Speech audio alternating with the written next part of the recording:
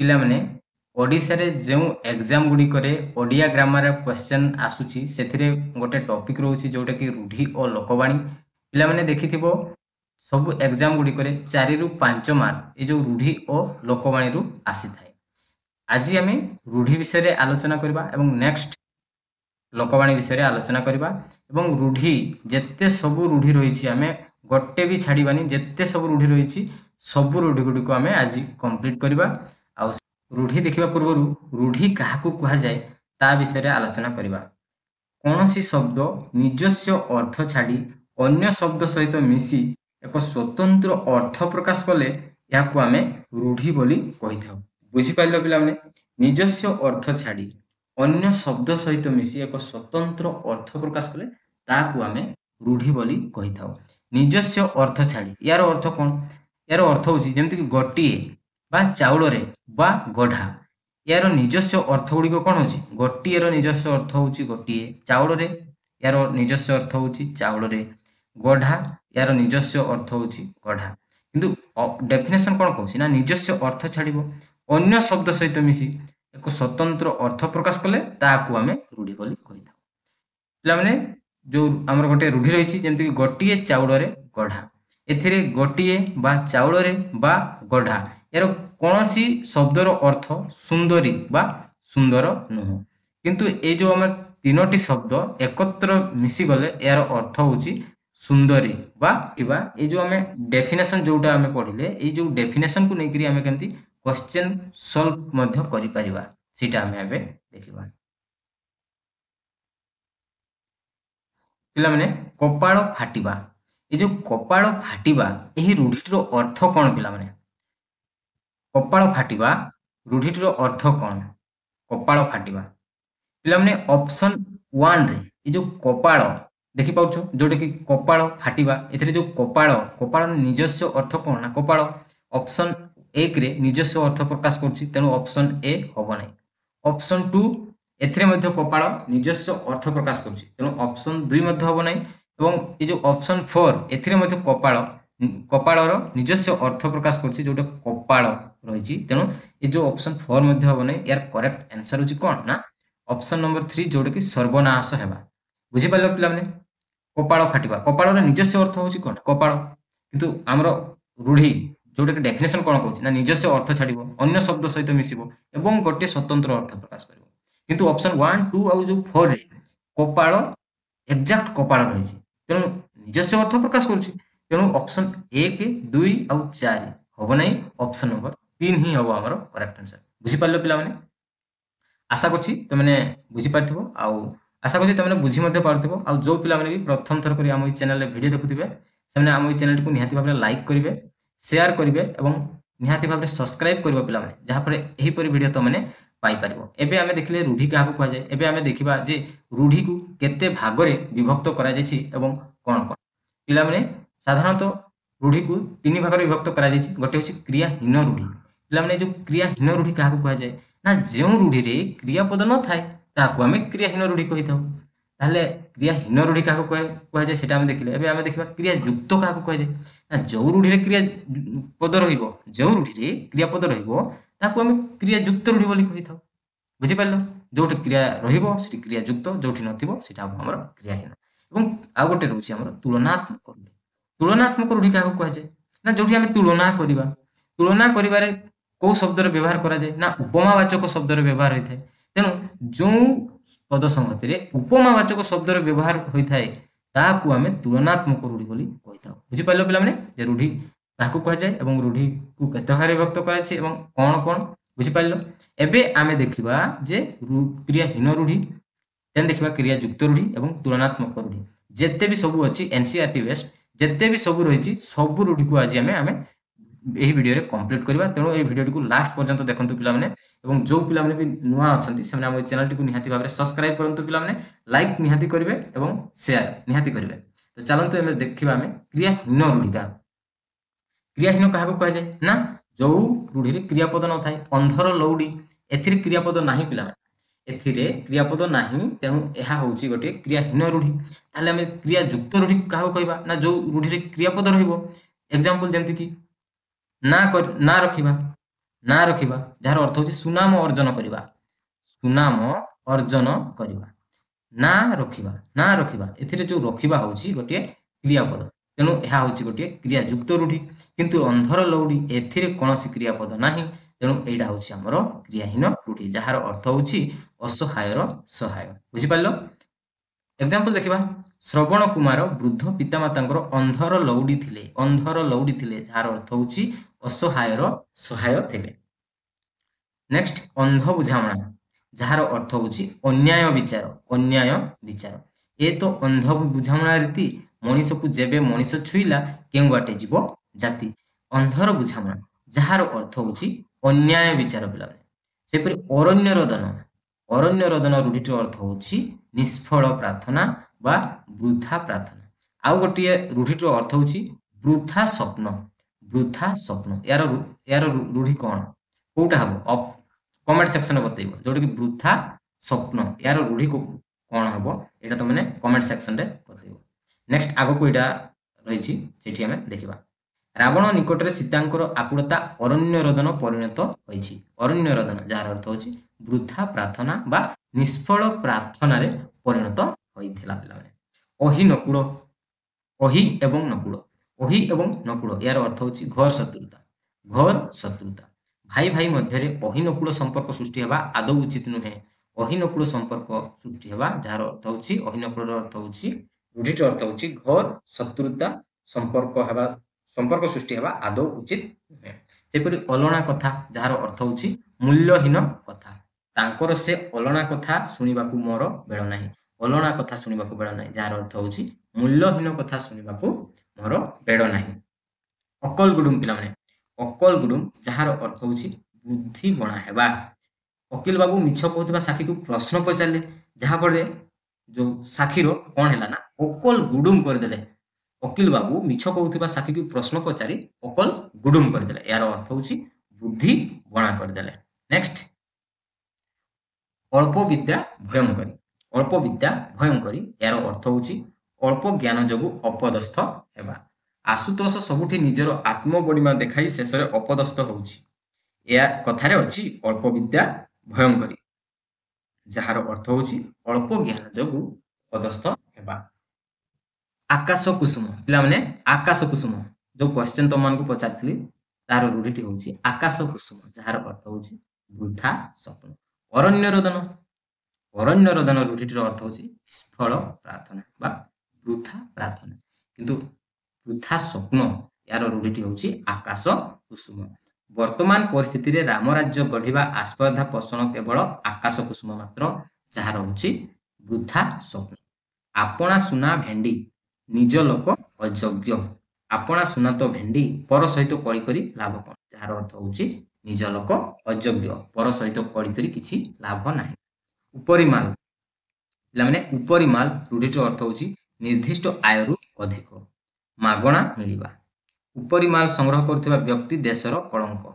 ନିହାତି ପିଲାମାନେ, ଉପରିମାଲ ଯିଏ ବି ସଂଗ୍ରହ କରୁଛି ସେ ହେଉଛି ଦେଶର କଳଙ୍କ। ଉପରିମାଲ ଯାହାର ଅର୍ଥ ହେଉଛି ନିର୍ଦ୍ଦିଷ୍ଟ ଆୟରୁ ଅଧିକ ବା ମାଗଣା ମିଳିବା। ଉପର ଠାଉରିଆ ଯାହାର ଅର୍ଥ ହେଉଛି ଗଭୀରତାର ଅଭାବ ବା ସାରବତ୍ତାର ଅଭାବ। ସବୁବେଳେ ଏମିତି ଉପର ଠାଉରିଆ କଥା କହ ନାହିଁ। କିଛି ଘଟଣା ଠିକ ଭାବରେ ନ ବୁଝି ଉପର ଠାଉରିଆ ମନ୍ତବ୍ୟ ଦେବା ଉଚିତ ନୁହେଁ। ଉପର ଠାଉରିଆ ଯାହାର ଅର୍ଥ ହେଉଛି ଗଭୀରତାର ଅଭାବ, ମାନେ ତମେ ଗୋଟେ ଟପିକ ବିଷୟରେ ତମେ ପୁରା ଡିଟେଲ ନ ଜାଣିଥିବ, ଅଳ୍ପ ଜାଣିଥିବ, ଯୋଉଟା ସେଟା ହେଉଛି ଗଭୀରତାର ଅଭାବ ବା ସାରବତ୍ତାର ଅଭାବ। ତା ରୂଢ଼ିଟି କ'ଣ ହେଉଛି ନା ଉପର ଠାଉରିଆ। ତମେ ରୂଢ଼ି ବା ଲୋକବାଣୀ ବିଷୟରେ ଉପର ଠାଉରିଆ ଜାଣିଛ, କିନ୍ତୁ ତମେ ପୁରା ଡିପଲି ଜାଣିନ। କିନ୍ତୁ ନେକ୍ସଟ, ଏ ଘର ମାଉସୀ ସେ ଘରେ ପିଉସୀ।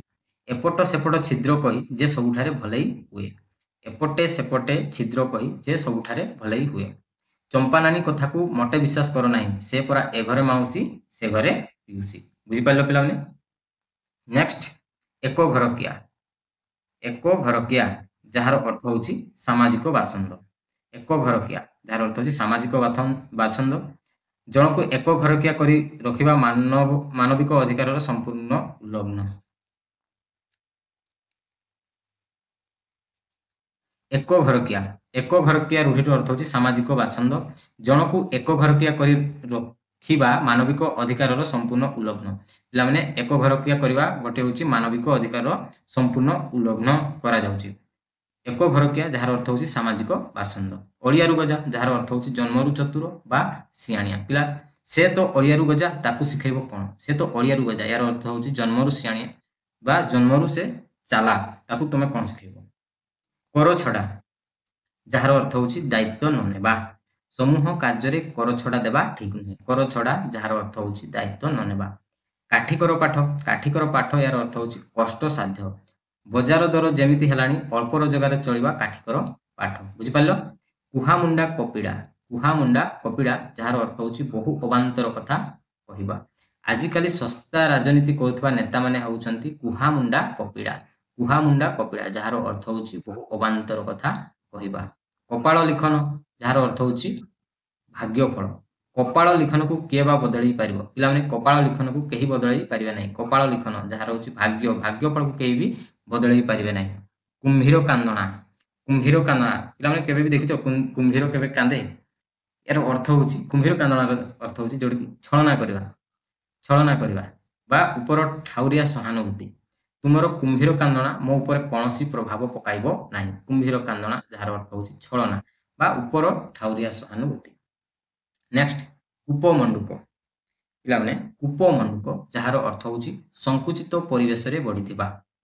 ବିଜୟ ତ ଗୋଟେ କୂପମଣ୍ଡୁକ, ତାକୁ ଦେଶ ବିଦେଶ ଖବର ପଚାର ନାହିଁ। କୂପମଣ୍ଡୁକ ଯାହାର ଅର୍ଥ ହେଉଛି ସଂକୁଚିତ ପରିବେଶରେ ବଢିଥିବା। ହତଗଦାରେ ପଦ୍ମ ଏହାର ଅର୍ଥ ହେଉଛି ପ୍ରତିକୂଳ ପରିସ୍ଥିତିରେ ପ୍ରତିଭା ସ୍ଫୁରଣ। ରେଢାଖୋଲର କନ୍ଧ ପରିବାରରେ ଜନ୍ମ ହୋଇଥିଲେ ବି କବି ଭୀମ ହୋଇଥିଲେ ହତଗଦାରେ ପଦ୍ମ ସଦୃଶ। ଗୋଟିଏ ଚାଉଳରେ ଗଢ଼ା ଯାହାର ଅର୍ଥ ହେଉଛି ଅତି ସୁନ୍ଦର। ପିଲାଟିର ରୂପ ବାହୁନିବାକୁ କିଛି ନାହିଁ, ସେ ପରା ଗୋଟିଏ ଚାଉଳରେ ଗଢ଼ା। ଏହାର ଅର୍ଥ ହେଉଛି ଖୁବ୍ ସୁନ୍ଦର ବା ଅତି ସୁନ୍ଦର ବା ଅତି ସୁନ୍ଦରୀ। ଗଠଖଣ୍ଡିଆ ଯାହାର ଅର୍ଥ ହେଉଛି ଅସାମାଜିକ ବ୍ୟକ୍ତି ବା ଗୋଷ୍ଠୀରୁ ଅଲଗା। ଗଠରୁ ଖଣ୍ଡିଆ ହେଇକି ଗୋଟେ ଅଲଗା ହେବା, ଏହାର ଅର୍ଥ ହେଉଛି ଅସାମାଜିକ ବ୍ୟକ୍ତି ବା ଗୋଷ୍ଠୀରୁ ଅଲଗା। ଗଠଖଣ୍ଡିଆ ଲୋକ ଅନେକ ଅସୁବିଧାରେ ପଡ଼େ। ଗଠଖଣ୍ଡିଆ ଏହାର ଅର୍ଥ ହେଉଛି ଅସାମାଜିକ ବ୍ୟକ୍ତି ବା ଗୋଷ୍ଠୀରୁ ଅଲଗା। ଗୋବର ଗଣେଶ ଭେରି ଭେରି ଇମ୍ପୋର୍ଟାଣ୍ଟ ପିଲାମାନେ। ଗୋବର ଗଣେଶ ଯାହାର ଅର୍ଥ ହେଉଛି ନିର୍ବୋଧ ବା ମୂର୍ଖ।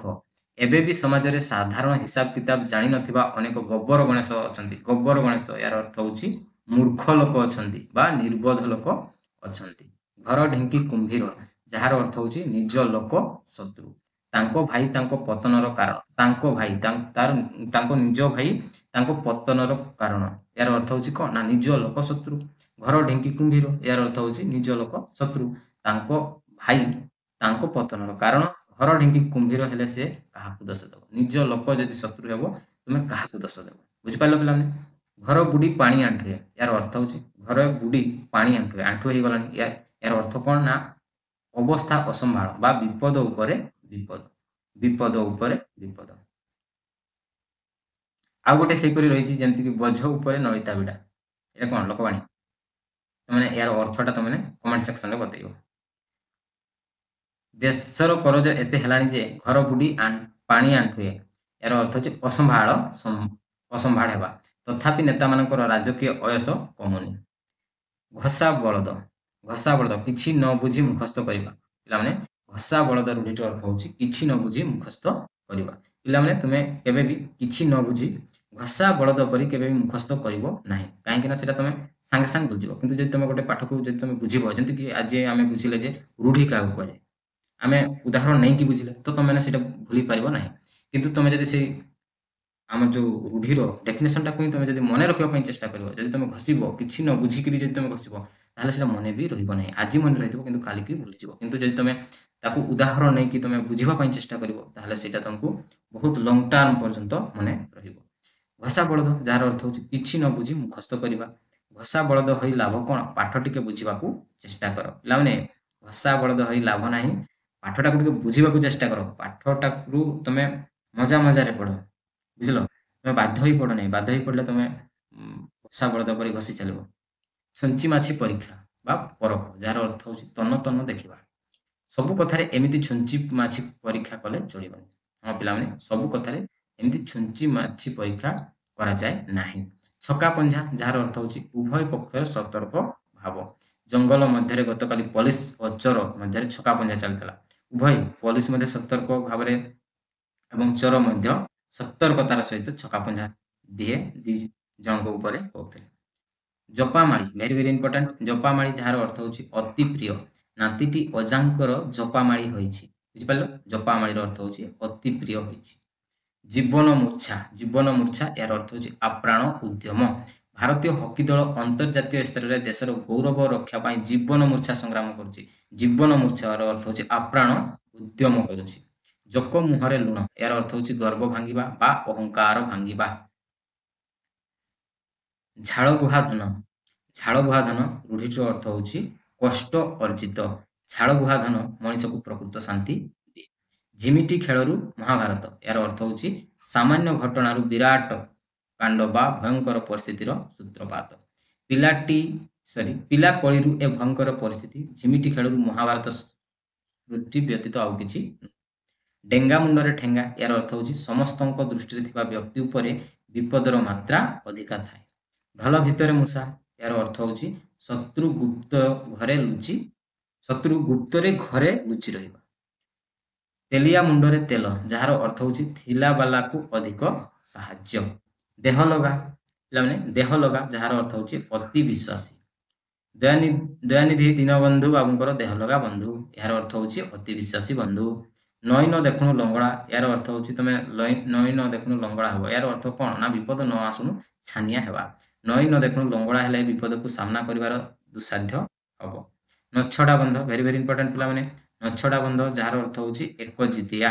तांकर नछड़ा बंध मनोभाव जोगु परिवारटा उजुड़ी गला। नाटर गोवर्धन जार अर्थ होची अनर्थर मूल।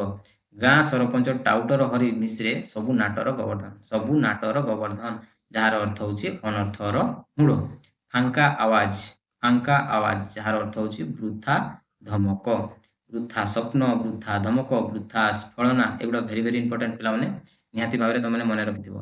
फटा कपाळ जार अर्थ होची मंद भाग्य। कौन ना मंद भाग्य बुझिपारल पिला माने। बण बिछुआती जार अर्थ होची अति दुष्ट बा मूलरू दुष्ट। से पिलाटा बण बिछुआती ता सांगरे मिसिले भल पिला भी नष्ट होई जिवो। बाकु बता वेरी वेरी इंपोर्टेंट पिला माने। बाकु बता जार अर्थ होची क्षीण आश्रय। महाबात्या अंचल मुंड गुंजिबाकू लोक माने तैयारी करथिबा झाटीमाटीर घर गुडी को बाकु बता यार अर्थ होची महाबात्या अंचल मुंड गुंजिबाकू जो लोक माने तैयारी करथिले झाटीमिटीर घर सेगुडा होची क्षण आश्रय यार रूढ़िटी होची बाकु बता। नेक्स्ट बापराण ढेंकी गिल जार अर्थ होची बाध्य करिबा। मु तो ए काम करि परिबिनी मो बोली बारंबार कहली मते बापराण ढेंकी गिल कथा कहूचो काहेकि यार अर्थ होची बाध्य करूचो काहेकि। बाहाघर बेले बाईगण रुहा यार अर्थ होची आगरु प्रस्तुत न होई शेष मुहूर्त रे कार्य आरंभ करिबा। परीक्षा बेले बही किनिबा बाहाघर बेले बाईगण रुहा सहित समान। बाघ घरे मिरिगी नाट यार अर्थ होची मुरबींको अनुपस्थिति रे विशृंखला सृष्टि करिबा। घरे बापा नथिबारु मुना घर को पकाउछि उठाउछि ए तो बाघ घरे मिरिगी नाट यार अर्थ होची मुरबींको अनुपस्थिति रे बापांको अनुपस्थिति रे मुना मुरबी घरर मुरबी बापा जेतेबे नथिले मुना घरटाको उठाउछि आ पकाउछि यार रूढ़िटी होची जोटा कि बाघ घरे मिरिगी नाट मुरबींको अनुपस्थिति रे विशृंखला सृष्टि करबा बुझिपारल पिला माने। बिराडी वैष्णव बक धार्मिक यार अर्थ होची ठक। धर्म प्रचार ना रे अनेक बिराडी वैष्णव साधु रूप रे आम समाज रे बुलुछंती। बिराडी वैष्णव यार अर्थ होची ठक। बोझ उपरे नलिता बिड़ा यार अर्थ होची दुख उपरे दुख। तांकर स्वामी दुर्घटना प्राण हराइले तापर पुओटी चलीगला। गोटे दुख न शुणु आ गोटे दुख यार अर्थ होची कोन दुख उपरे दुख। तांको अवस्था बोझ उपरे नलिता बिड़ा परी। रांडीपु अनंता बा लंगड़ा कटुरी चारि दौड़ी कटा यार अर्थ होची अनायत्त बा शासनर बाहरे। तार घर द्वार भाई बंधु ମାୟା ମମତା ବୋଲି କିଛି ନାହିଁ, ସେ ରାଣ୍ଡି ପୁଅ ଅନନ୍ତା। ଏହାର ଅର୍ଥ ହେଉଛି କ'ଣ ନା ଅନାୟତ୍ତ ବା ଶାସନ ବାହାରେ। ହାତ ବାରିଶି, ଭେରି ଭେରି ଇମ୍ପୋର୍ଟାଣ୍ଟ। ହାତ ବାରିଶି ଯାହାର ଅର୍ଥ ହେଉଛି ଯାହା ସାହାଯ୍ୟରେ କାର୍ଯ୍ୟ ହାସଲ ହୁଏ। ଆଜିକାଲି କଲେଜ ଛାତ୍ରମାନେ ରାଜନେତାଙ୍କ ହାତ ବାରିଶି ସାଜିଛନ୍ତି। ଏହାର ଅର୍ଥ ହେଉଛି ଯାହା ସାହାଯ୍ୟରେ କାର୍ଯ୍ୟ ହାସଲ ହୋଇଥାଏ। ହୁଙ୍କା ପିଟା, ହୁଙ୍କା ପିଟାର ଅର୍ଥ ହେଉଛି କିଛି ନ ବୁଝି ହଠାତ୍ କାମରେ ଲାଗିଯିବା। ଏଇଟା ହେଉଛି O SSS ଏକ୍ଜାମରେ ଏଇ କ୍ୱେଶ୍ଚିନ୍ଟି ଆସିଥିଲା, ଯୋଉଟାକି ଆଗାମୀ ଅମିନ ଏକ୍ଜାମରେ ଯୋଉ ଏଇଟା ଆସିଥିଲା। ARI ଅମିନ ଆଉ SFS ଯୋଉ ଏକ୍ଜାମ ହେଇଥିଲା 2021 ମସିହାରେ, ସେଠି ଯୋଉ ହୁଙ୍କା ପିଟା ରୂଢ଼ିଟି ଆସିଥିଲା, ଯାହାର ଅର୍ଥ ହେଉଛି କିଛି ନ ବୁଝି ହଠାତ୍ କାମରେ ଲାଗିଯିବା। ଏହାର ଅର୍ଥ ହେଉଛି ଏକ୍ଜାମ୍ପଲ ଦେଖିବା, ତାଙ୍କର ହୁଙ୍କା ପିଟା ନୀତି ତାଙ୍କ ବିଫଳତାର କାରଣ। ବୁଝିପାରିଲ ପିଲାମାନେ? ଏବେ ଆମେ ଯିବା କ୍ରିୟାଯୁକ୍ତ ରୂଢ଼ି ପଟେ। ରୂଢ଼ି ଦେଖିବା। ଅହନ୍ତା ରଖିବା ବା ଅକସ୍ ରଖିବା, ଏହି ରୂଢ଼ିଟିର ଅର୍ଥ ହେଉଛି ପ୍ରତିହିଂସା ମନୋଭାବ ପୋଷଣ କରିବା। ଅହନ୍ତା ରଖିବା ବା ଅକସ୍ ରଖିବା, ଏଥିରେ ରଖିବା ହେଉଛି କ୍ରିୟାପଦ, ତେଣୁ ଏ ହେଉଛି ଆମର କ୍ରିୟାଯୁକ୍ତ ରୂଢ଼ି। ଗୋଟେ ଏକ୍ଜାମ୍ପଲ ଦେଖିବା ପିଲାମାନେ, ସାଧୁ ଲୋକଙ୍କ ପ୍ରତି ଅହନ୍ତା ରଖିଲେ କିଛି ଫଳ ହୁଏ ନାହିଁ। ସାଧୁ ଲୋକଙ୍କ ପ୍ରତି ଅହନ୍ତା ରଖିଲେ କିଛି ଫଳ ହୁଏ ନାହିଁ। ଅହନ୍ତା ରଖିବା ଯାହାର ଅର୍ଥ ହେଉଛି ପ୍ରତିହିଂସା ମନୋଭାବ ପୋଷଣ କରିପାରିବା। ବୁଝିପାରିଲ ପିଲାମାନେ? ନେକ୍ସଟ, ଅନ୍ଧାରକୁ ଟେକା ପକାଇବା, ଅନ୍ଧାର ଘରେ ବାଡ଼ି ବୁଲାଇବା। ଦୁଇଟା ରହୁଛି, ଅନ୍ଧାରକୁ ଟେକା ପକାଇବା ବା ଅନ୍ଧାର ଘରେ ବାଡ଼ି ବୁଲାଇବା। ଏହାର ଅର୍ଥ କ'ଣ? ଏହାର ଅର୍ଥ ହେଉଛି ଅନୁମାନ କରିବା, ଅନୁମାନ କରିବା। ଏକ୍ଜାମ୍ପଲ ଦେଖିବା ପିଲାମାନେ, ପ୍ରକୃତ ପାଠ ନ ଜାଣି ଅନ୍ଧାରକୁ ଟେକା ପକାଇବା ଭଳି ଉତ୍ତର ଦେବାରୁ ଶିକ୍ଷକ ଧୀରେନ୍ଦ୍ର ଉପରେ ରାଗିଲେ। ଅନ୍ଧାରକୁ ଟେକା ପକାଇବା, ଅନ୍ଧାରକୁ ଟେକା ପକାଇବା, ଏହାର ଅର୍ଥ ହେଉଛି ଅନୁମାନ କରି କହିବା। ପ୍ରକୃତରେ ସେ ପାଠ କିଛି ନ ଜାଣି ସେ ଅନୁମାନ କରି ଉତ୍ତର ଦଉଛି ଶିକ୍ଷକଙ୍କୁ, ତେଣୁ ଶିକ୍ଷକ ଧୀରେନ୍ଦ୍ର ଉପରେ ରାଗିଲେ। ବୁଝିପାରିଲ ପିଲାମାନେ? ଆଖି ରଖିବା, ଆଖି ରଖିବା ଏହାର ଅର୍ଥ ହେଉଛି ଲକ୍ଷ୍ୟ ରଖିବା ବା ଯତ୍ନ ନେବା। ଆଖି ରଖିବାର ଅର୍ଥ ହେଉଛି ଲକ୍ଷ୍ୟ ରଖିବା ବା ଯତ୍ନ ନେବା। ଏକ୍ଜାମ୍ପଲ ଦେଖିବା ପିଲାମାନେ, ଜାତୀୟ ସ୍ୱାର୍ଥକୁ ଆଖି ଆଗରେ ରଖି ଆମକୁ କର୍ତ୍ତବ୍ୟ ସମ୍ପାଦନ କରିବାକୁ ହବ।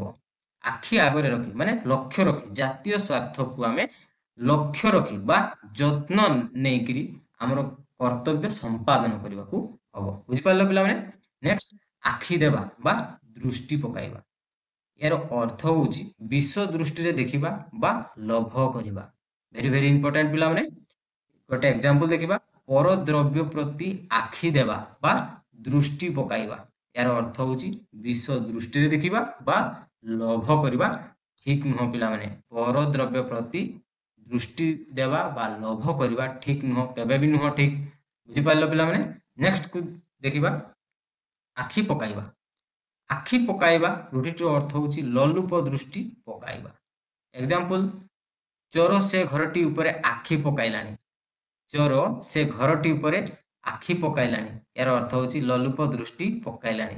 ଏହାର ଅର୍ଥ ହେଉଛି ସେ ଦିନେ ଆଜି ନହେଲେ କାଲି ସେ ଚୋର କରିବ, ତେଣୁ ସେ ତା ଉପରେ ଲୋଲୁପ ଦୃଷ୍ଟି ପକାଇଛି। ବୁଝିପାରିଲ ପିଲାମାନେ?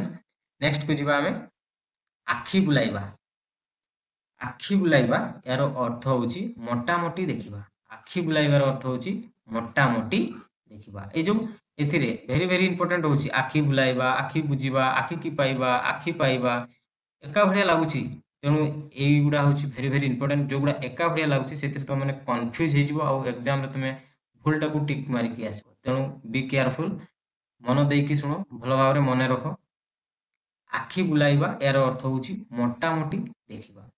ଏକ୍ଜାମ୍ପଲ ଦେଖିବା ପିଲାମାନେ, ସାହିତ୍ୟ ପରୀକ୍ଷାକୁ ଯିବା ପୂର୍ବରୁ ବ୍ୟାକରଣ ବହି ଉପରେ ଟିକିଏ ଆଖି ବୁଲାଇ ଦେବା ଉଚିତ। ଏହାର ଅର୍ଥ ହେଉଛି ପରୀକ୍ଷା ଯିବା ପୂର୍ବରୁ ବ୍ୟାକରଣ ବହି ଉପରେ ମୋଟାମୋଟି ଟିକେ ଦେଖି ଦେଇକିରି ଯିବାଟା ପିଲାମାନେ ଭଲ। ତ ଏଇ ଯୋଉ ଆଖି ବୁଲାଇବା, ଆଖି ବୁଲାଇବାର ଅର୍ଥ ହେଉଛି ମୋଟାମୋଟି ଦେଖିବା। ବୁଝିପାରିଲ? ଆଖି ବୁଝିବା, ଏଇଟା ସମସ୍ତେ ଜାଣିଥିବ। ଆଖି ବୁଝିବା, ମୃତ୍ୟୁବରଣ କରିବା, ଏହାର ଅର୍ଥ ହେଉଛି ମୃତ୍ୟୁବରଣ କରିବା। ବାପା ଆଖି ବୁଝିବା ମାସ 2ଟା ହୋଇନି, ପୁଅମାନେ ଭିନେ ହେଇଗଲେ। ଆଖି ବୁଝିବା, ବାପାଙ୍କ ମୃତ୍ୟୁ ବରଣ କରିବାର 2 ମାସ ହେଇନି, ପିଲାମାନେ ଭିନ୍ନ ହେଇଗଲେ। ବୁଝିପାରିଲ? ଆଖି କି ପାଇବା, ଆଖି କି ପାଇବା ଏହାର ଅର୍ଥ ହେଉଛି ପସନ୍ଦ କରିବା, ପସନ୍ଦ କରିବା। ବାପା ଆଣିଥିବା ଜିନିଷ ଗୋପାଳର ଆଖି କି ପାଇଲାନି, ଏହାର ଅର୍ଥ ହେଉଛି ବାପା ଆଣିଥିବା ଜିନିଷ ଗୋପାଳର ପସନ୍ଦ ହେଲା ନାହିଁ। ଆଖି ପାଇବା, ଆଖି କି ପାଇବା ଆଉ ଆଖି ପାଇବା ଏଥିରେ ଡିଫରେନ୍ସ କଣ ରହୁଛି କି ଆଖି କି ଆଉ ଏଥିରେ ଆଖି ପାଇବା ସମାନ ରହୁଛି। ଦେଖ ପିଲାମାନେ କେତେ କନଫ୍ୟୁଜ କ୍ରିଏଟ କରୁଛି ତମେ ନିଜେ ଦେଖ। ଆଖି ପାଇବା ଯାହାର ଅର୍ଥ ହଉଛି କଳନା କରିବା ବା ଚାଲା, କିନ୍ତୁ ଆଖି କି ପାଇବା ପସନ୍ଦ କରିବା। ୟାର ଆଖି କି ପାଇବା ୟାର ଅର୍ଥ ହଉଛି କଳନା କରିବା ବା ଚାଲା ଖାଇବା। ଏକ୍ସାମ୍ପଲ ଦେଖିବା, ନିର୍ମଳର ତ ଆଖି ପାଇଲାଣି, ଏକୁଟିଆ ତାକୁ କଟକ ଯିବାକୁ ମନା କରୁଛ କାହିଁକି? ୟାର ଅର୍ଥ ହଉଛି ନିର୍ମଳ କଳନା କରିପାରୁଛି ବା ନିର୍ମଳ ଚାଲାକ ହେଇଗଲାଣି, ତାକୁ ଏକା କଟକ ଯିବା ପାଇଁ ଦିଅ, କାହିଁକି ତମମାନେ ମନା କରୁଛ? ସେ ବହୁତ ଚାଲାକ ହେଇଗଲାଣି। ୟାର ଅର୍ଥ ହଉଛି, ବୁଝିପାରିଲ ପିଲାମାନେ? ଆଖିରେ ଧୂଳି ଦେବା, ଆଖିରେ ଧୂଳି ଦେବା ଏହାର ଅର୍ଥ ହଉଛି ଠକି ଦେବା। ପିଲାମାନେ କୃତଘ୍ନ ଲୋକ ଯେଉଁ ମୁହୂର୍ତ୍ତରେ ଆଖିରେ ଧୂଳି ଦେଇଦେବା ଠିକ ନୁହଁ। ଯିଏ କୃତଘ୍ନ ଲୋକ ତାଙ୍କ ଆଖିରେ କେବେ ବି ତମମାନେ ଆଖିରେ ଧୂଳି ଦବ ନାହିଁ। ୟାର ଅର୍ଥ ହଉଛି ତାଙ୍କୁ କେବେ ଠକିବ ନାହିଁ। ପିଲାମାନେ ଆଡ ଆଖିରେ ନ ଚାହିଁବା, ଆଡ ଆଖିରେ ନ ଚାହିଁବା ଏହାର ଅର୍ଥ ହଉଛି ସାମାନ୍ୟ ଦୃଷ୍ଟି ନ ଦେବା ବା ସମ୍ପର୍କ ନ ଦେବା। ଏକ୍ସାମ୍ପଲ, ଅଧିକାଂଶ ଧନୀ ଲୋକମାନେ ଗରିବଙ୍କୁ ଆଡ ଆଖିରେ ଚାହାନ୍ତି ନାହିଁ। ଏହାର ହଉଛି ସାମାନ୍ୟ ଦୃଷ୍ଟି ନ ଦେବା ବା ସମ୍ପର୍କ ନ ରଖିବା। ଆ ବଳଦ ମତେ ବିନ୍ଧ, ଏହାର ଅର୍ଥ ହଉଛି ବିପଦକୁ ଡାକି ଆଣିବା। ପିଲାମାନେ ଆ ବଳଦ ମତେ ବିନ୍ଧ, ବଳଦଟାକୁ ତମେ ଡାକୁଛ ତମକୁ ବିନ୍ଧିବା ପାଇଁ, ୟାର ଅର୍ଥ ବିପଦଟାକୁ ତମେ ଡାକି ଆଣୁଛ। ପିଲାମାନେ ଏକ୍ସାମ୍ପଲ ଦେଖିବା, ଅନ୍ୟ ଦେଶର ଅପରାଧୀଙ୍କୁ ଆମ ଦେଶରେ ସ୍ଥାନ ଦେବା ମାନେ ଆ ବଳଦ ମତେ ବିନ୍ଧ। କାହିଁକି ନା ସେଇ ଅନ୍ୟ ଦେଶର ଅପରାଧୀ ଆମ ଦେଶରେ ବି ସେ ଆସିକି ନିହାତି ଅପରାଧ କାମ କରିବ ହିଁ କରିବ। ତେଣୁ ଅନ୍ୟ ଦେଶର ଅପରାଧୀକୁ ଆମ ଦେଶରେ ସ୍ଥାନ ଦେବାଟା ଠିକ ନୁହଁ କେବେ ବି। ଉଷୁନା ଚାଉଳ ଉଷୁନା ଧାନ ଗଜା ହେବା, ଉଷୁନା ଧାନ ଏହାର ଅର୍ଥ ହଉଛି ଅସମ୍ଭବ। ପିଲାମାନେ ସମ୍ଭବ ହେବା। ତ ଉଷୁନା ଧାନ କାହାକୁ କୁହାଯାଏ? ନା ଯୋଉ ଧାନଟାକୁ ଆମେ ସିଝେଇ ଦେଇଥାଉ। ଓକେ, ଯୋଉ ଧାନଟାକୁ ଆମେ ସିଝା ହେଇଥାଏ, ଏହାର ଅର୍ଥ ହଉଛି ସିଝେଇ ଦେଲେ କଣ ହଉଛି ଧାନଟା ଆଉ ସେଥିରେ ଆଉ ଗଜା ହବ ନାହିଁ କେବେ ବି। କିନ୍ତୁ ତଥାପି ଯଦି ଉଷୁନା ଧାନଟା ଯଦି ଗରମ ପାଣିରେ ଯୋଉ ସିଝି ଯାଇଥାଏ, ତଥାପି ଯଦି ଗଜା ହଉଛି, ୟାର ଅର୍ଥ କଣ? ନା ଅସମ୍ଭବ। ଏଇଟା ଗୋଟେ ଅସମ୍ଭବ କଥା କି ନାହିଁ?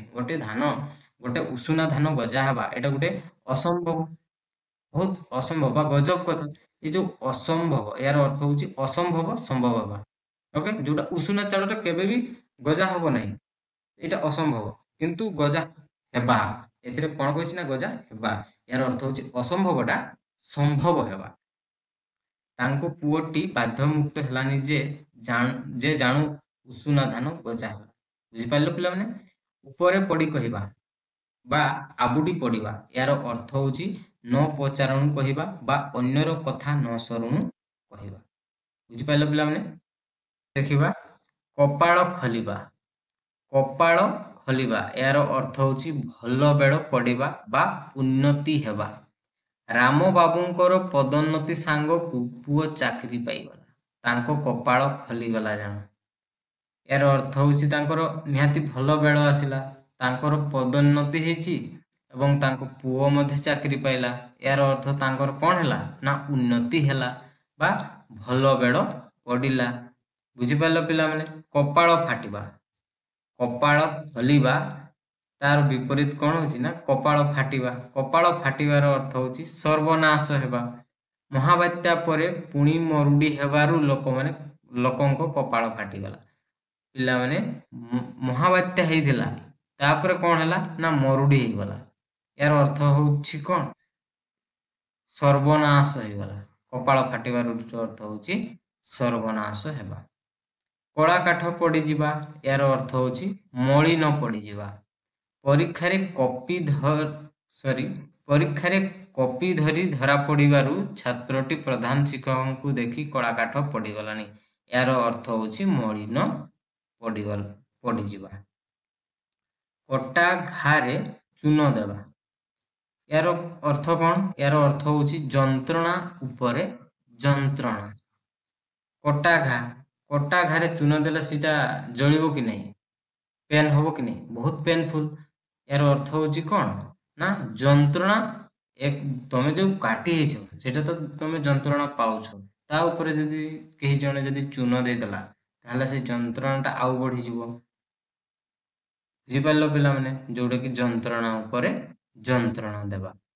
ହରିଆ ଦୋଷ ନ କରି ଜରିମାନା ଦେଲା, ପୁଣି ତାକୁ ବାସନ୍ଦ କଲେ କଟା ଘାରେ ଚୂନ ଦେବା ଭଳି।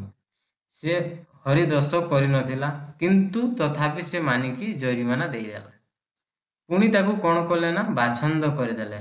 ଏହାର ଅର୍ଥ ହେଉଛି ଏକୁଟିଆ କରିଦେଲେ। ଏଇଟା ତା ଉପରେ କ'ଣ ହେଲା ନା କଟା ଘାରେ ଚୂନ ଦେବା ଭଳି ହେଲା। ଏହାର ଅର୍ଥ ହେଉଛି ଯନ୍ତ୍ରଣା ଉପରେ ଯନ୍ତ୍ରଣା ଦେବା।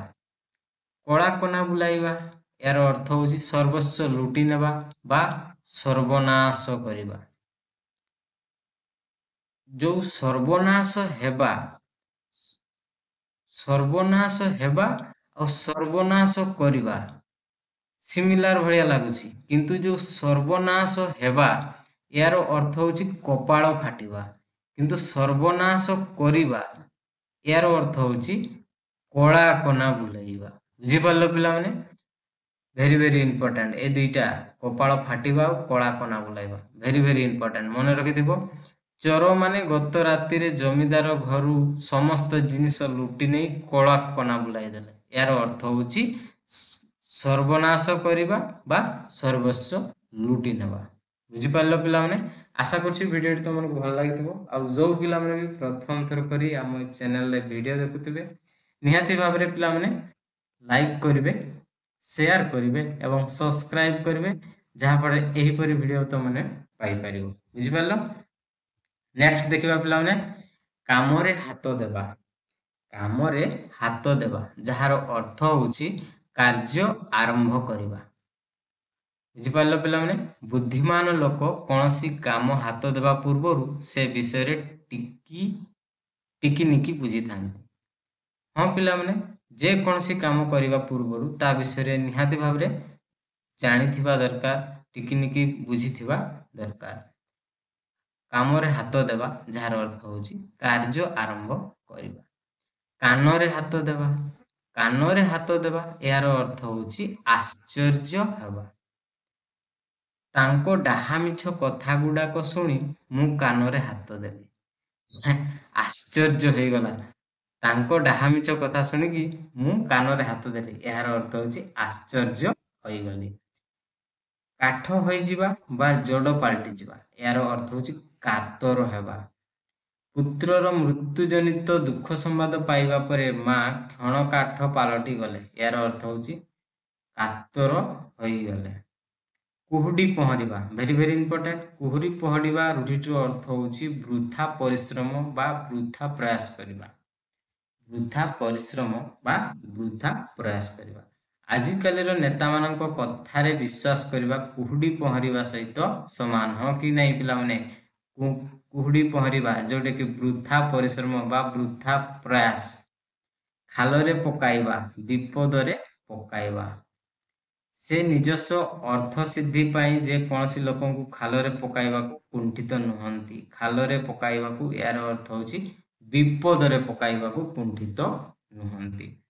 ଖିଅ କାଢିବା, ଏହାର ଅର୍ଥ ହେଉଛି କଥାକୁ ଘାଣ୍ଟି ଦୋଷ ଖୋଜିବା। ଖଳ ଲୋକମାନେ ସବୁ କଥାରୁ ଖିଅ କାଢନ୍ତି। ଖିଅ କାଢିବା, ଯାହାର ଅର୍ଥ ହେଉଛି କଥାକୁ ଘାଣ୍ଟି କରି ଦୋଷ ଖୋଜିବା। ଖାଇବା ପତ୍ରରେ ଧୂଳି ଦେବା, ଯାହାର ଅର୍ଥ ହେଉଛି ଜୀବିକା ଛଡ଼ାଇ ନେବା। ଆକ୍ରୋଶ ମୂଳକ ଭାବରେ ଚାକିରିରୁ ନିଲମ୍ବନ କରିବା ମାନେ ଖାଇବା ପତ୍ରରେ ଧୂଳି ଦେବା ବ୍ୟତୀତ ଅନ୍ୟ କିଛି ନୁହେଁ। ଏହାର ଅର୍ଥ ହେଉଛି ଜୀବିକା ଛଡ଼ାଇ ନେବା। ବୁଝିପାରିଲ? ଗୁଜୁରାଣ ମେଣ୍ଟାଇବା, ଏହାର ଅର୍ଥ ହେଉଛି କଷ୍ଟ ସହିବା, କଷ୍ଟ କରି କୌଣସି ମତେ ଚଳିବା। ବୁଝିପାରିଲ ପିଲାମାନେ? ଗତ ମହାବାତ୍ୟାରେ ଘର ଦୁଆର ଚାଷବାସ ସବୁ ଗଲା ପରେ ମୂଲ ମଜୁରିଆ ଲାଗି ବାପା କୌଣସି ପ୍ରକାର ଗୁଜୁରାଣ ମେଣ୍ଟାଉଛନ୍ତି। ଏହାର ଅର୍ଥ ହେଉଛି କଷ୍ଟ ମଷ୍ଟ କରି କୌଣସି ମତରେ ଚଳିବା। ଗାଲରେ ହାତ ଦେବା, ଗାଲରେ ହାତ ଦେବା। କାନରେ ହାତ ଦେବାର ଅର୍ଥ କ'ଣ? କାନରେ ହାତ ଦେବା, ଯାହାର ଅର୍ଥ ହେଉଛି ଆଶ୍ଚର୍ଯ୍ୟ ହେବା। ପିଲାମାନେ, ଆଶ୍ଚର୍ଯ୍ୟ ହେବା, ଭେରି ଇମ୍ପୋର୍ଟାଣ୍ଟ। ସେହିପରି ଗାଲରେ ହାତ ଦେବା, ଗାଲରେ ହାତ ଦେବାର ଅର୍ଥ ହେଉଛି ନିଶ୍ଚିତ ହେବା। ପୁଅଟି ପରୀକ୍ଷାରେ ଫେଲ ହେବାରୁ ବାପା ଗାଲରେ ହାତ ଦେଇ ବସିଛନ୍ତି, ଚିନ୍ତିତ ହେବା। ଚିନ୍ତିତ ହେବା। ଗାଲରେ ହାତ ଦେବା ଏହାର ଅର୍ଥ ହେଉଛି ଚିନ୍ତିତ ହେବା। ପୁଅଟି ପରୀକ୍ଷାରେ ପିଲାମାନେ ଫେଲ୍ ହେଇଗଲା, ତା ପାଇଁ ତାଙ୍କ ବାପା ଚିନ୍ତା କରୁଛନ୍ତି। ଗାଲରେ ହାତ ଦେଇ ବସିଛନ୍ତି, ଏହାର ଅର୍ଥ ହେଉଛି ଚିନ୍ତା କରୁଛନ୍ତି ବା ଚିନ୍ତା ହେବା। ଗୋଡ଼ ହାତ ଧରିବା। ଗୋଡ଼ ହାତ ଧରିବା ଏହାର ଅର୍ଥ ହେଉଛି ବିନମ୍ର ଗୁହାରି କରିବା। ଏକ୍ସାମ୍ପଲ୍, ଝିଅଟିର ବାହାଘର ସୁରୁଖୁରୁରେ ତୁଲାଇ ଦେବାରୁ ଗରିବ ବାପା ସବୁ ବନ୍ଧୁବାନ୍ଧବଙ୍କ ଗୋଡ଼ ହାତ ଧରିଲେଣି। ଗୋଡ଼ ଟେକି ବସିବା ଏହାର ଅର୍ଥ ହେଉଛି ପ୍ରସ୍ତୁତ ହୋଇ ରହିବା। ଏକ୍ସାମ୍ପଲ୍, ନନ୍ଦନ କାନନ ବୁଲିଯିବା ପାଇଁ ପିଲାଟି ଗୋଡ଼ ଟେକି ବସିଛି, ଏହାର ଅର୍ଥ ହେଉଛି ନନ୍ଦନ କାନନ ବୁଲିଯିବା ପାଇଁ ପିଲାଟା ପ୍ରସ୍ତୁତ ହେଇକରି ଅଛି। ଚୁଳୁ କରିଦେବା ଏହାର ଅର୍ଥ ହେଉଛି ସବୁ ଶେଷ କରିଦେବା। ଲୋକଟିର ଧର୍ମ ଅଧର୍ମ ବିଚାର ନାହିଁ, ଜନତାଙ୍କ ପାଣ୍ଠିକୁ ଚୁଳୁ କରିଦେଲାଣି, ଏହାର ଅର୍ଥ ହେଉଛି ଜନତାଙ୍କ ପାଣ୍ଠିକୁ ସବୁ ଶେଷ କରି ଦେଲାଣି। ବୁଝିପାରିଲ ପିଲାମାନେ? ନେକ୍ସଟ ଦେଖିବା, ନେକ୍ସଟ କ'ଣ ରହୁଛି? ନେକ୍ସଟ ହେଉଛି ଚିତା କାଟିବା। ଚିତା କାଟିବା ଏହାର ଅର୍ଥ କ'ଣ ପିଲାମାନେ? ଏହାର ଅର୍ଥ ହେଉଛି ଠକିବା। ଅନେକ ଭଣ୍ଡ ସାଧୁ ଅଛନ୍ତି ଯେଉଁମାନେ କି ଧର୍ମ ନାଁରେ ଲୋକଙ୍କୁ ଚିତା କାଟୁଛନ୍ତି, ଯେଉଁମାନେ ଧର୍ମ ନାଁରେ ଲୋକମାନଙ୍କୁ ଠକୁଛନ୍ତି ପିଲାମାନେ। ନେକ୍ସଟ, ନା କରିବା ଏହାର ଅର୍ଥ ହେଉଛି ସୁନାମ ଅର୍ଜନ କରିବା। ଧର୍ମପଦ ଭଳି ଦେଶର ନାଁ କରିବା ପ୍ରତ୍ୟେକ ଛାତ୍ରଛାତ୍ରୀଙ୍କର ଲକ୍ଷ୍ୟ ହେବା ଉଚିତ। ନା କରିବା ଏହାର ଅର୍ଥ ହେଉଛି ସୁନାମ ଅର୍ଜନ କରିବା। ନାଁ ରଖିବା ଏହାର ଅର୍ଥ ହେଉଛି ଯଶ ରଖିବା। ବିଦେଶକୁ ପଢ଼ିବା ପାଇଁ ଗଲାବେଳେ ବାପା କହିଲେ, ତୁ ଆମ ବଂଶର ନାଁ ରଖିବୁ, ଏତିକି ମୋର କାମନା। ବଂଶ ନାଁ ରଖିବାର ଅର୍ଥ ହେଉଛି ଯଶ ରଖିବା। ନାକ ଛିଞ୍ଚାଡ଼ିବା ଏହାର ଅର୍ଥ ହେଉଛି ବିରକ୍ତ ହେବା। ସବୁ କଥାରେ ତାଙ୍କର ନାକ ଛିଞ୍ଚାଡ଼ିବା ପ୍ରକୃତିକୁ କେହି ପସନ୍ଦ କରନ୍ତି ନାହିଁ, ମାନେ ବିରକ୍ତ ହେବା ପ୍ରକୃତିକୁ କେହି ବି ପସନ୍ଦ କରନ୍ତି ନାହିଁ। ସେହିପରି ନାକ ଟେକିବା, ଗୋଡ଼ ଟେକି ବସିବା ଏହାର ଅର୍ଥ ହେଉଛି ପ୍ରସ୍ତୁତ ହୋଇକି ରହିବା। ନାକ ଟେକିବା ଏହାର ଅର୍ଥ ହେଉଛି ଘୃଣା କରିବା। ରୋଗୀ ସେବା କଲାବେଳେ ନାକ ଟେକିବା ଉଚିତ ନୁହେଁ। ପିଲାମାନେ, ରୋଗୀ ସେବା କଲାବେଳେ ଘୃଣା କରିବା ଠିକ ନୁହେଁ। ନାକେ ଦମ କରିବା ଏହାର ଅର୍ଥ ହେଉଛି ଅଥୟ କରିବା।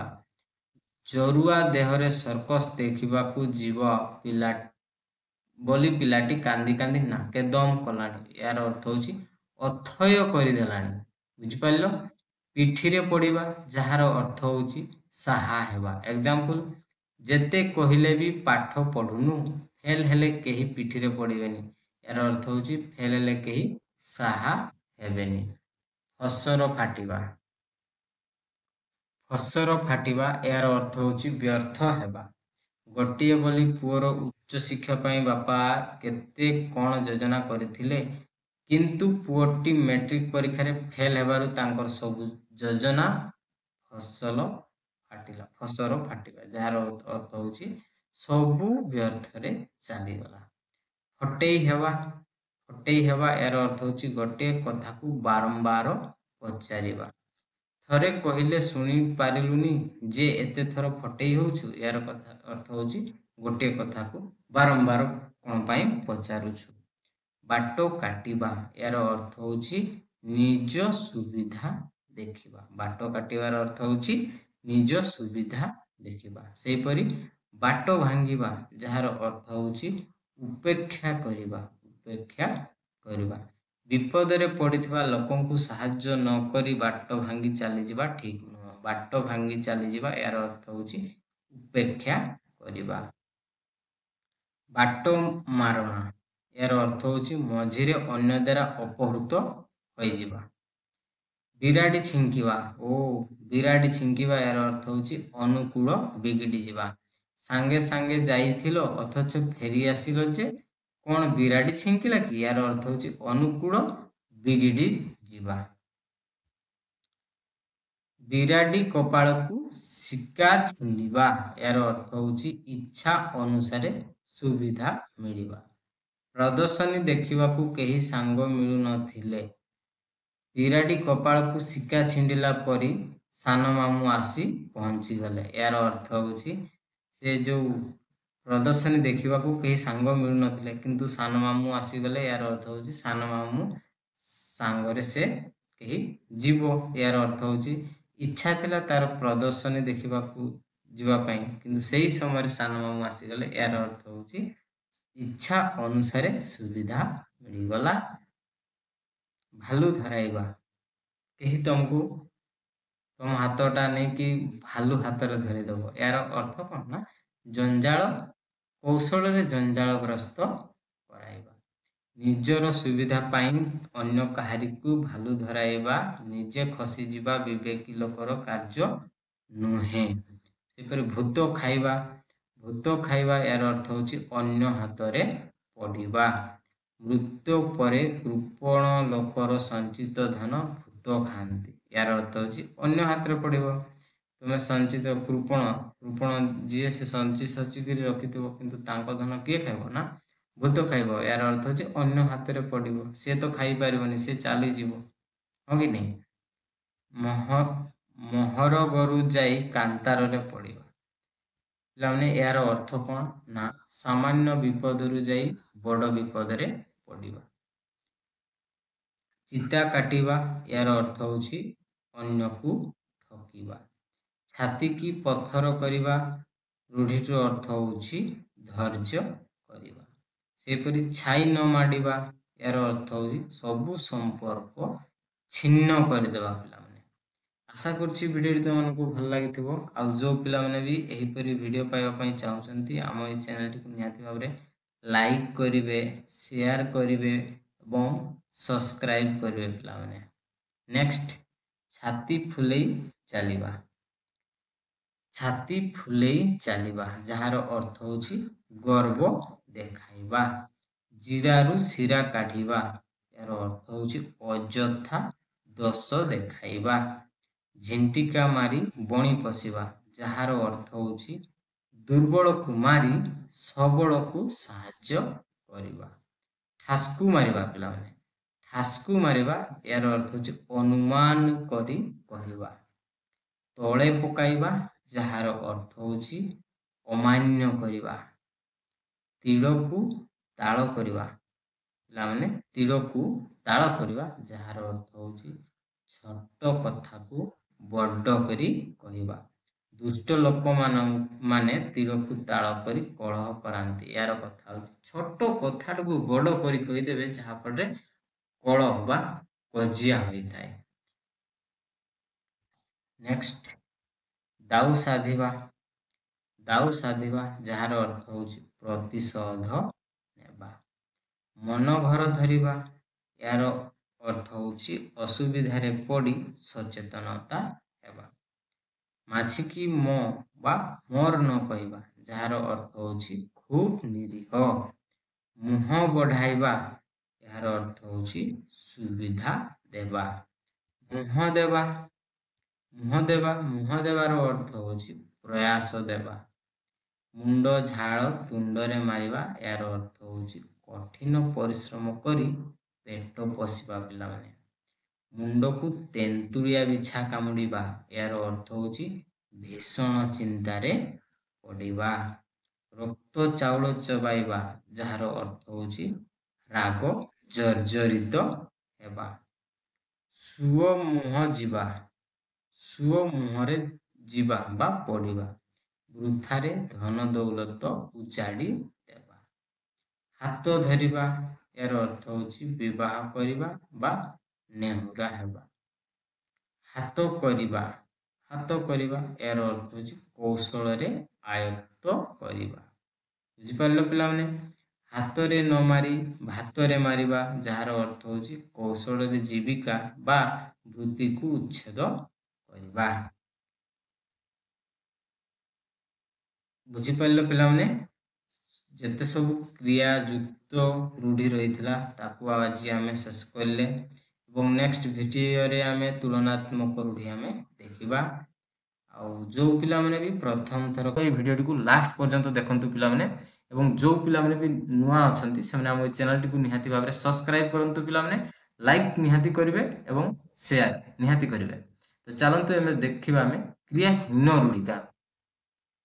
କ୍ରିୟାହୀନ କାହାକୁ କୁହାଯାଏ ନା ଯୋଉ ରୂଢ଼ିରେ କ୍ରିୟାପଦ ନଥାଏ। ଅନ୍ଧର ଲଉଡ଼ି ଏଥିରେ କ୍ରିୟାପଦ ନାହିଁ ପିଲାମାନେ, ଏଥିରେ କ୍ରିୟାପଦ ନାହିଁ, ତେଣୁ ଏହା ହେଉଛି ଗୋଟିଏ କ୍ରିୟାହୀନ ରୂଢ଼ି। ତାହେଲେ ଆମେ କ୍ରିୟାଯୁକ୍ତ ରୂଢ଼ି କାହାକୁ କହିବା ନା ଯୋଉ ରୂଢ଼ିରେ କ୍ରିୟାପଦ ରହିବ। ଏକ୍ସାମ୍ପଲ ଯେମିତିକି ନା ରଖିବା, ନା ରଖିବା ଯାହାର ଅର୍ଥ ହେଉଛି ସୁନାମ ଅର୍ଜନ କରିବା, ସୁନାମ ଅର୍ଜନ କରିବା। ନା ରଖିବା, ନା ରଖିବା ଏଥିରେ ଯୋଉ ରଖିବା ହେଉଛି ଗୋଟିଏ କ୍ରିୟାପଦ, ତେଣୁ ଏହା ହେଉଛି ଗୋଟିଏ କ୍ରିୟାଯୁକ୍ତ ରୂଢ଼ି। କିନ୍ତୁ ଅନ୍ଧର ଲଉଡ଼ି ଏଥିରେ କୌଣସି କ୍ରିୟାପଦ ନାହିଁ, ତେଣୁ ଏଇଟା ହେଉଛି ଆମର କ୍ରିୟାହୀନ ରୂଢ଼ି ଯାହାର ଅର୍ଥ ହେଉଛି ଅସହାୟର ସହାୟ। ବୁଝିପାରିଲ?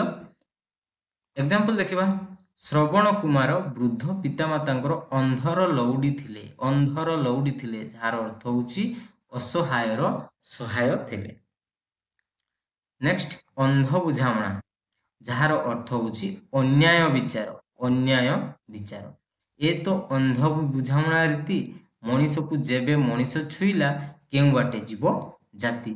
ଅନ୍ଧର ବୁଝାମଣା ଯାହାର ଅର୍ଥ ହେଉଛି ଅନ୍ୟାୟ ବିଚାର ପିଲାମାନେ। ସେପରି ଅରଣ୍ୟ ରୋଦନ, ଅରଣ୍ୟ ରୋଦନ ରୂଢ଼ିଟିର ଅର୍ଥ ହେଉଛି ନିଷ୍ଫଳ ପ୍ରାର୍ଥନା ବା ବୃଥା ପ୍ରାର୍ଥନା।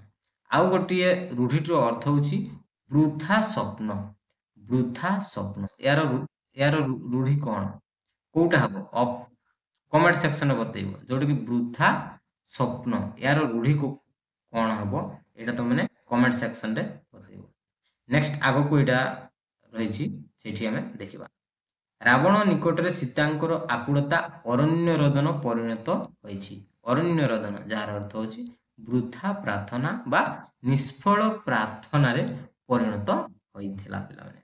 ଅହି ନକୁଳ, ଅହି ଏବଂ ନକୁଳ, ଅହି ଏବଂ ନକୁଳ ୟାର ଅର୍ଥ ହେଉଛି ଘୋର ଶତ୍ରୁତା, ଘୋର ଶତ୍ରୁତା।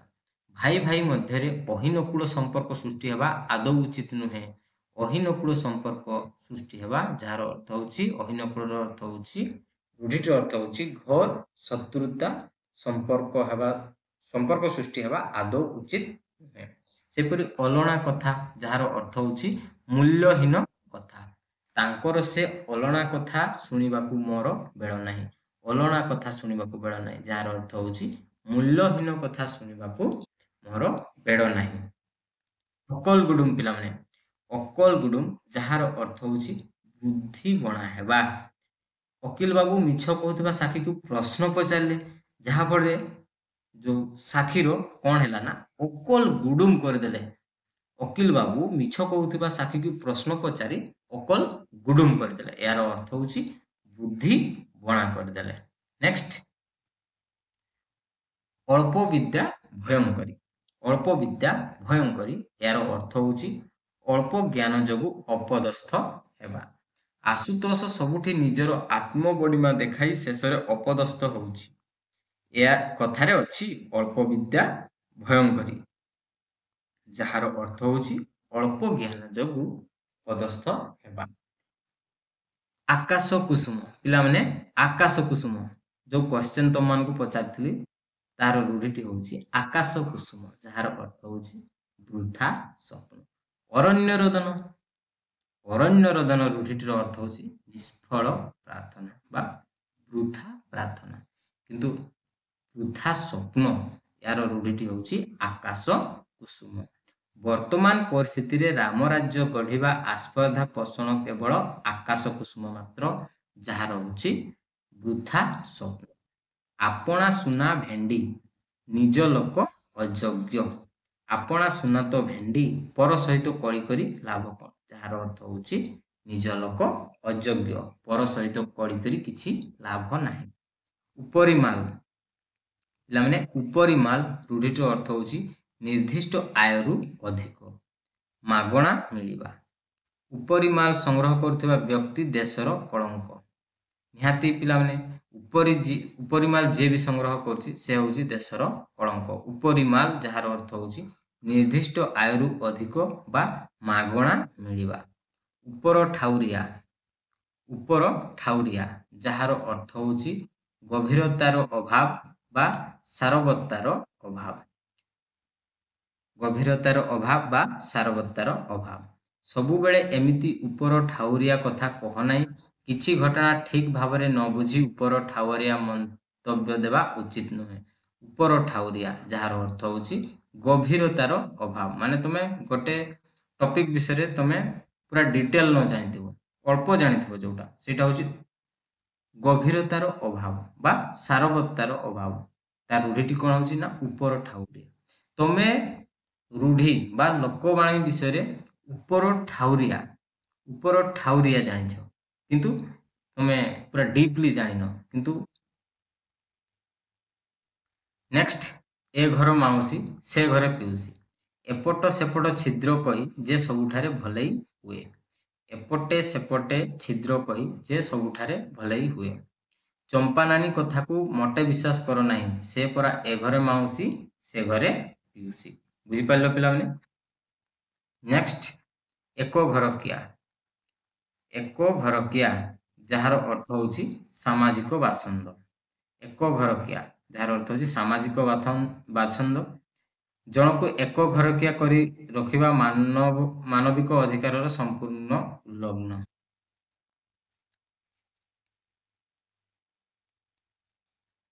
एको घरकिया रूढ़िर अर्थ होछि सामाजिक बाछंद। जनकु एको घरकिया करी रखिबा मानविक अधिकारर संपूर्ण उल्लंघन। पिला माने एको घरकिया करिबा गोटे होछि मानविक अधिकारर संपूर्ण उल्लंघन करा जाउछि। एको घरकिया जहार अर्थ होछि सामाजिक बासंद। ओलियारु गजा जहार अर्थ होछि जन्मरु चतुर बा सियाणिया। पिला से तो ओलियारु गजा ताकू सिखेइबो कोन। से तो ओलियारु गजा यार अर्थ होछि जन्मरु सियाणिया बा जन्मरु से चाला ताकू तुमे कोन सिखेइबो। कर छडा जहार अर्थ होछि दायित्व न नेबा। समूह कार्य रे कर छडा देबा ठीक नुहे। कर छडा जहार अर्थ होछि दायित्व न नेबा। काठिकर पाठ यार अर्थ होछि कष्ट साध्य। बजार दर जेमिति हेलानी अल्प रोजगार चलिबा काठिकर पाठ। बुझी पाइलो। कुहामुंडा कपिड़ा जहार अर्थ होछि बहु अबांतर कथा कहिबा। आजिकाली सस्ता राजनीति करुवा नेता माने होउछंती कुहामुंडा कपिड़ा जहार अर्थ होछि बहु अबांतर कथा कहिबा। कपाळ लिखन जहार अर्थ होछि भाग्यफल। कपाळ लिखन को किए बा बदलई पारिबो। पिला माने कपाळ लिखन को केही बदलई पारिबे नाही। कपाळ लिखन जहार होछि भाग्यफल को केही भी बदलई पारिबे नाही।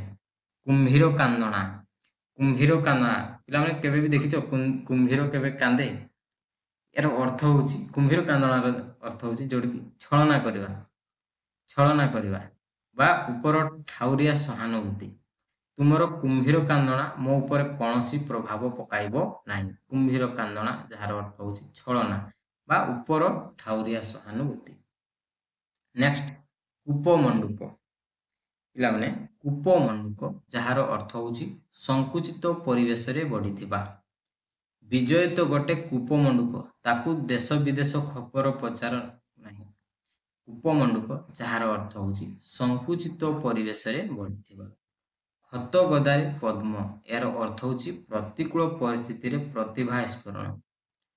रेढ़ा खलर कंध परिवार रे जन्म होइथिले भी कवि भीम होइथिले हत गदारे पद्म सदृश।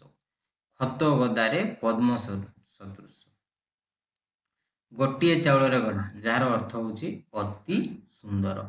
पिलाटीर रूप बाहुनिबाकू किछि नाही से परा गोटिए चाउल रे गढ़ा यार अर्थ होछि खूब सुंदर बा अति सुंदर बा अति सुंदर।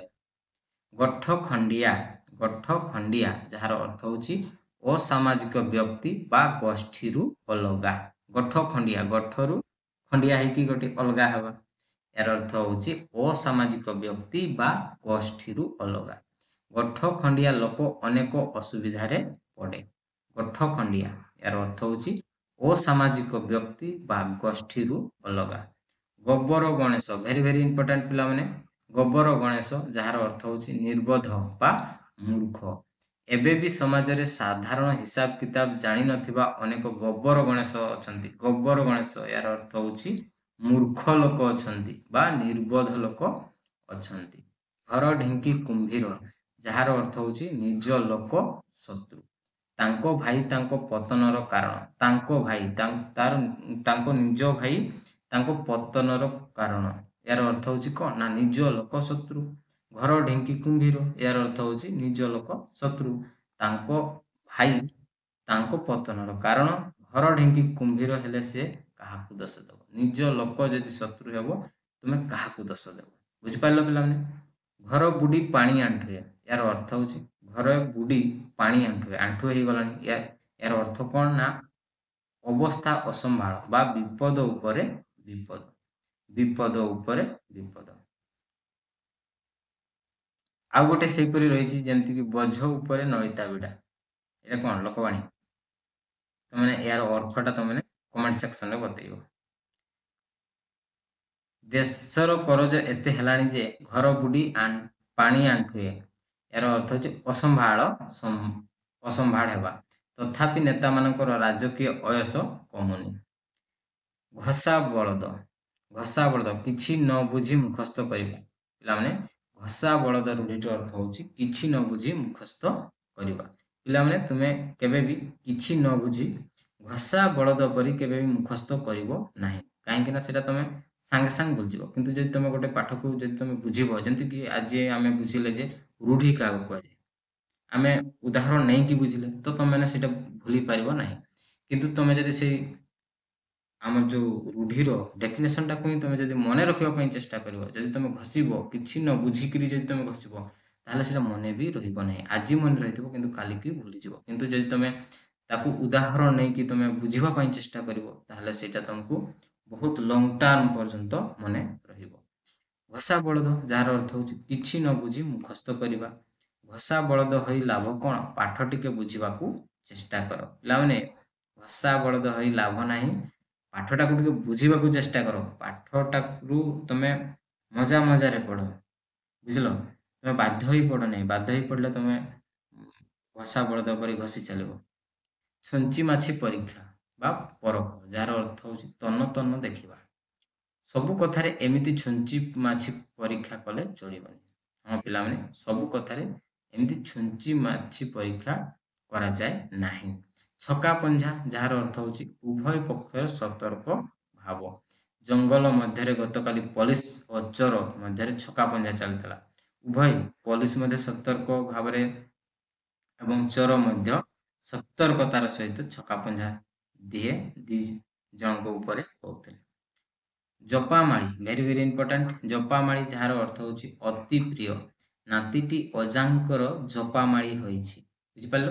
ଜପାମାଳିର ଅର୍ଥ ହେଉଛି ଅତି ପ୍ରିୟ ହୋଇଛି। ଜୀବନ ମୂର୍ଚ୍ଛା। ଜୀବନ ମୂର୍ଚ୍ଛା ଏହାର ଅର୍ଥ ହେଉଛି ଆପ୍ରାଣ ଉଦ୍ୟମ। ଭାରତୀୟ ହକି ଦଳ ଅନ୍ତର୍ଜାତୀୟ ସ୍ତରରେ ଦେଶର ଗୌରବ ରକ୍ଷା ପାଇଁ ଜୀବନ ମୂର୍ଚ୍ଛା ସଂଗ୍ରାମ କରୁଛି। ଜୀବନ ମୂର୍ଚ୍ଛାର ଅର୍ଥ ହେଉଛି ଆପ୍ରାଣ ଉଦ୍ୟମ କରୁଛି। ଜୋକ ମୁହଁରେ ଲୁଣ ଏହାର ଅର୍ଥ ହେଉଛି ଗର୍ବ ଭାଙ୍ଗିବା ବା ଅହଙ୍କାର ଭାଙ୍ଗିବା। ଝାଳ ବୁହା ଧନ। ଝାଳ ବୁହା ଧନ ରୂଢ଼ିଟିର ଅର୍ଥ ହେଉଛି କଷ୍ଟ ଅର୍ଜିତ। ଝାଳ ବୁହା ଧନ ମଣିଷକୁ ପ୍ରକୃତ ଶାନ୍ତି ଦିଏ। ଝିମିଟି ଖେଳରୁ ମହାଭାରତ ଏହାର ଅର୍ଥ ହେଉଛି ସାମାନ୍ୟ ଘଟଣାରୁ ବିରାଟ କାଣ୍ଡ ବା ଭୟଙ୍କର ପରିସ୍ଥିତିର ସୂତ୍ରପାତ। ପିଲା କଳିରୁ ଏ ଭୟଙ୍କର ପରିସ୍ଥିତି। ଝିମିଟି ଖେଳରୁ ମହାଭାରତ ସୃଷ୍ଟି ବ୍ୟତୀତ ଆଉ କିଛି ନୁହେଁ। ଡେଙ୍ଗା ମୁଣ୍ଡରେ ଠେଙ୍ଗା ଏହାର ଅର୍ଥ ହେଉଛି ସମସ୍ତଙ୍କ ଦୃଷ୍ଟିରେ ଥିବା ବ୍ୟକ୍ତି ଉପରେ ବିପଦର ମାତ୍ରା ଅଧିକା ଥାଏ। ଢଲ ଭିତରେ ମୂଷା ଏହାର ଅର୍ଥ ହେଉଛି ଶତ୍ରୁ ଗୁପ୍ତରେ ଘରେ ଲୁଚି ରହିବା।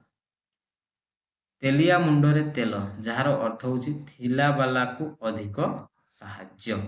ଦେହ ଲଗା ପିଲାମାନେ ଦେହ ଲଗା ଯାହାର ଅର୍ଥ ହେଉଛି ଅତି ବିଶ୍ୱାସୀ। ଦୟାନିଧି ଦୀନବନ୍ଧୁ ବାବୁଙ୍କର ଦେହ ଲଗା ବନ୍ଧୁ ଏହାର ଅର୍ଥ ହେଉଛି ଅତି ବିଶ୍ୱାସୀ ବନ୍ଧୁ। ନଈ ନ ଦେଖୁଣୁ ଲଙ୍ଗଳା ଏହାର ଅର୍ଥ ହେଉଛି ତମେ ନଈ ନ ଦେଖୁଣୁ ଲଙ୍ଗଳା ହେବ। ଏହାର ଅର୍ଥ କ'ଣ ନା ବିପଦ ନ ଆସୁଣୁ ଛାନିଆ ହେବା। ନଈ ନ ଦେଖୁଣୁ ଲଙ୍ଗଳା ହେଲେ ବିପଦକୁ ସାମ୍ନା କରିବାର ଦୁଃସାଧ୍ୟ ହବ। ନଛଡ଼ା ବନ୍ଧ, ଭେରି ଭେରି ଇମ୍ପୋର୍ଟାଣ୍ଟ ପିଲାମାନେ। ନଛଡ଼ା ବନ୍ଧ ଯାହାର ଅର୍ଥ ହେଉଛି ଏକଜିଦିଆ। ତାଙ୍କର ନଛଡ଼ା ବନ୍ଧ ମନୋଭାବ ଯୋଗୁଁ ପରିବାରଟା ଉଜୁଡ଼ି ଗଲା। ନାଟର ଗୋବର୍ଦ୍ଧନ, ଯାହାର ଅର୍ଥ ହେଉଛି ଅନର୍ଥର ମୂଳ। ଗାଁ ସରପଞ୍ଚ ଟାଉଟର ହରି ମିଶ୍ରେ ସବୁ ନାଟର ଗୋବର୍ଦ୍ଧନ। ସବୁ ନାଟର ଗୋବର୍ଦ୍ଧନ, ଯାହାର ଅର୍ଥ ହେଉଛି ଅନର୍ଥର ମୂଳ। ଫାଙ୍କା ଆୱାଜ, ଫାଙ୍କା ଆୱାଜ, ଯାହାର ଅର୍ଥ ହେଉଛି ବୃଥା ଧମକ। ବୃଥା ସ୍ୱପ୍ନ, ବୃଥା ଧମକ, ବୃଥା ସ୍ଫଳନା, ଏଗୁଡ଼ା ଭେରି ଭେରି ଇମ୍ପୋର୍ଟାଣ୍ଟ ପିଲାମାନେ, ନିହାତି ଭାବରେ ତୁମେ ମନେ ରଖିଥିବ। ଫଟା କପାଳ, ଫଟା କପାଳ, ଯାହାର ଅର୍ଥ ହେଉଛି ମନ୍ଦ ଭାଗ୍ୟ। କ'ଣ ନା ମନ୍ଦ ଭାଗ୍ୟ। ବୁଝିପାରିଲ ପିଲାମାନେ? ବଣ ବିଛୁଆତି ଅର୍ଥ ହେଉଛି ଅତି ଦୁଷ୍ଟ ବା ମୂଳରୁ ଦୁଷ୍ଟ। ବୁଝିପାରିଲ? ସେ ପିଲା ବଣ ବିଛୁଆତି।